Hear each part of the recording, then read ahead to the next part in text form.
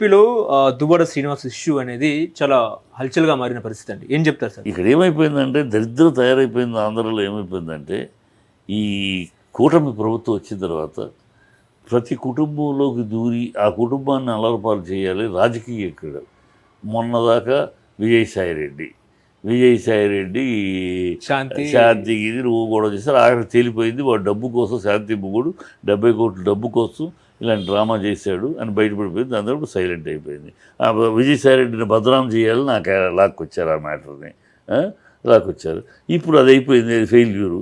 ఇప్పుడు వైఎస్ఆర్సీపీ ఎమ్మెల్సీ కనుక బదనాం చేయడానికి అంటే కుటుంబాల్లో దూరి ఆ కుటుంబాలను బజారుకు లాగాలి, ఇక్కడ రాజకీయాలు ఉపయోగించడం దౌర్భాగ్యమైన విషయం జరుగుతుంది. వాళ్ళకి కూటమి వచ్చిన తర్వాత ఎంతసేపు వాళ్ళ టార్గెట్ ఎవరిని ఎట్లా బదనాం చేయాలి, వాళ్ళ విరోధులందరినీ, వాళ్ళ అపోజిషన్ అందరినీ ఎట్లా బదనాం చేయాలి. బదనాం చేయాలంటే నువ్వు రాజకీయంగా బదనాం చేయడానికి ఓకే, వాళ్ళ తప్పులుంటే లాగు, వీళ్ళు కూపీ లాగు, వీళ్ళు మోసం చేశారు, అవి కుటుంబాల్లోకి దూరతారని 2 ఏళ్ళుగా ఉంది వాళ్ళిద్దరి మధ్య సమస్య. 1.5 ఇయర్గా, 2 ఏళ్ళు కాకపోతే 1.5 ఇయర్గా లాస్ట్ ఇయర్ ఫిబ్రవరి నుంచి మొదలైంది. 2023 ఫిబ్రవరిలో వాళ్ళ కుటుంబం మొత్తం తిరుపతి వెళ్ళి వచ్చిన తర్వాత మొదలైంది. వాళ్ళు అక్కడ నుంచి వాళ్ళకి స్టార్ట్ అయింది.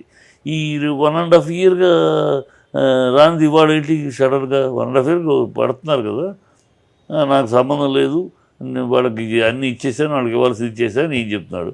లేదు మాకేం లేదు, మా ఇల్లు ఉందంటే ఇంకోటి ప్లాట్ ఉంది, అది కూడా మాకు రాలేదు అని వాళ్ళు ఏదో మాట్లాడతారు. సో అదేదో కోర్టులో తెలుసుకుంటారు. కోర్టులో వెళ్ళండి, కోర్టులో మీకు రావాల్సిన హక్కు ప్రకారం మీకు రావాల్సిన అడగని తీసుకోండి. దాన్ని రాజకీయాలు ఎంటర్ అయ్యి తెలియదు. ఆ అమ్మాయిని కూడా లాస్ట్ ఇయర్ ఎన్నికలప్పుడు కూడా అమ్మాయికి సీట్ ఇవ్వడానికి ఆల్మోస్ట్ రెడీ అయ్యారు. అమ్మాయి మన ఎమ్మెల్యే ఎలక్షన్ అప్పుడు అమ్మాయికి సీట్ ఇద్దామని, అంటే ముగ్గురికి ఎదుగుకుండా అమ్మాయి నుంచో పెట్టాలి పోయినసారి ట్రై చేశారు. కానీ తర్వాత ఏదో ఉభయ వర్గాలు మాట్లాడేసి జగన్ మాట్లాడే అమ్మాయిని పిలిచి ఇటు చంద్రబాబు మాట్లాడి మొత్తానికి వద్దు, అసహ్యంగా ఉంటుంది అన్నట్టు అయితే ఆపారు. అసలు అమ్మాయికి ఇవ్వటానికి తెలుగుదేశం ముందుకు రావడమే పొరపాటు. భార్యాభర్తల మధ్య ఇది ఒల్లి పెట్టడానికి చెప్తే అది అయిపోయింది, ఎన్నికలు అయిపోయింది. 1.5 ఇయర్ తర్వాత ఇప్పుడు మళ్ళీ కెలుగుతున్నారు. 1.5 ఇయర్ తర్వాత ఇప్పుడు అతను నాకు పడట్లేదు, నన్ను చంపడానికి ప్రయత్నిస్తున్నారు అని అతను చెప్తా.